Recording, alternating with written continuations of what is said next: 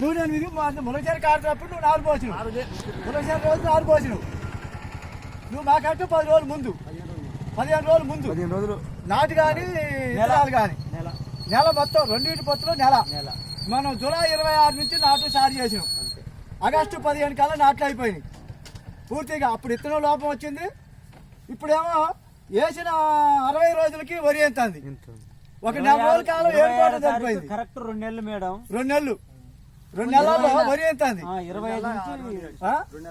2 నెలల్లో వరి ఎంతుంది. విరిపోతుంది కదండి చేసి అయిపోయి ఈ కంకి చిన్న కంకి 20 రోజులు కంకి గురించి కాదు. 2 నెలలకి 60 రోజులు వరి ఎంతుంది. దీని అదాటి ఏంటంటే లచ్చన్న దీన్ని 4 రోజులు ఏడుకోవడం సరిపోయింది. నెల పట్టింది. ఒకసారి మందు వేసి మనం కళ్ళు మందులు కొట్టిన వరకు నెల అయిపోయింది. రెండోసారి మందు వేసే వరకు వరి ఇంతుంది. మూడో దమ్ము వేయాలి. మూడో దమ్ము వరి మందు వేయడానికి ఛాన్స్ చేయలేదు. ఇప్పుడు ఇదేంటి అక్టోబర్ డిసెంబర్ నవంబర్ ఇంకా 3 నెలల కాలం ఉంది వరికి. 3 నెలల కాలంలో ఇప్పుడు 60 రోజులకే పోతకొస్తుంది. ఇది 60 రోజులు అయిపోతుంది. ఈ నెల లాస్ట్ అయిపోద్ది. మరి దీని పరిస్థితి ఏంటి? దిగుబడి రాకపోతే కౌలుదారులు మేము ఎలా దీన్ని కౌలు ఆడుకోవాలా, పెట్టుబడి ఆడ కట్టాలా? ఇప్పుడు 35 బత్తాల నుంచి 40 బత్తాలు వచ్చింది పోయిన సంవత్సరం. ఇదే 1262 వేసినాం. ఈ సంవత్సరం 20 బత్తాలని అయితే కావాలనుకునే భయం ఉంది. బెరుకులు కావుగా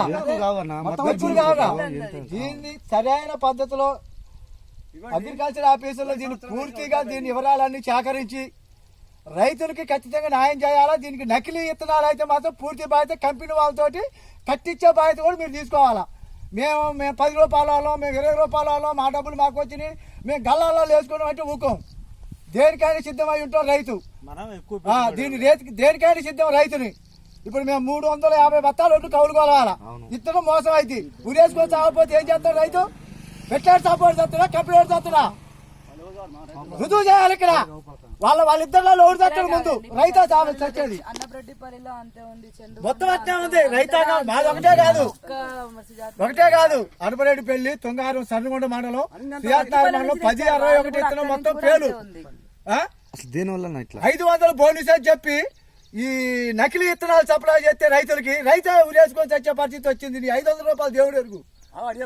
అసలు ఏమైనా అడగలేదు రైతు. మాకు అయ్యా 30-40 బత్తాలు పెడితే సార్ 10 బత్తాలు 15 బత్తాలకే రైతు. ఇప్పుడు ఏంటి నకిలీ ఇత్తనాల వల్ల దీని గవర్నమెంట్ గాని ఇప్పుడు ఉన్న పరిస్థితుల్లో జిల్లా కలెక్టర్ గారు, ఆర్డీఓ గారు, మీ అగ్రికల్చర్ ఆఫీసర్లు దీన్ని తొందరగా రైతులకి పరిష్కారం చేసి ఇత్తనం నకిలీ ఇత్తనాలు అయితే మాత్రం దీని పూర్తి బాధ్యత మీరు తీసుకొని చెప్పాలి మాకు. మేడం గారు ఏదో చెప్తాను. లాట్లు మొత్తం అవన్నీ ఒకటే మేడం. మేడం గారు ఇక్కడ నుంచి అక్కడ దాకా మొత్తం ఈ సేమ్ మొత్తం అక్కడ దాకా ఒకటే రవి శివాలయం మేడం. శివాలయం దాకా మొత్తం కూడా అక్కడ దాకా మొత్తం అయ్యే సేమ్ డిటో. నేను నిన్న అసలు వేసుకుంటే జమాల్ చెట్ల అద్దు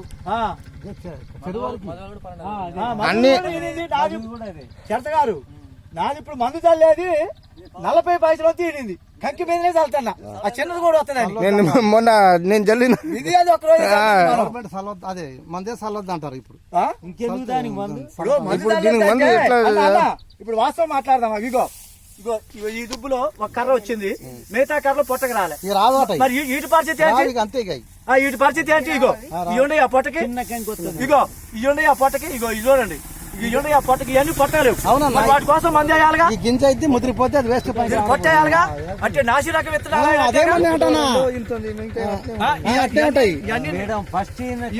నాసి రకం విత్తనాలు వస్తుంది. అది ఇంత పొడుగుంటే ఇది ఇంత పొడుగు వస్తుంది.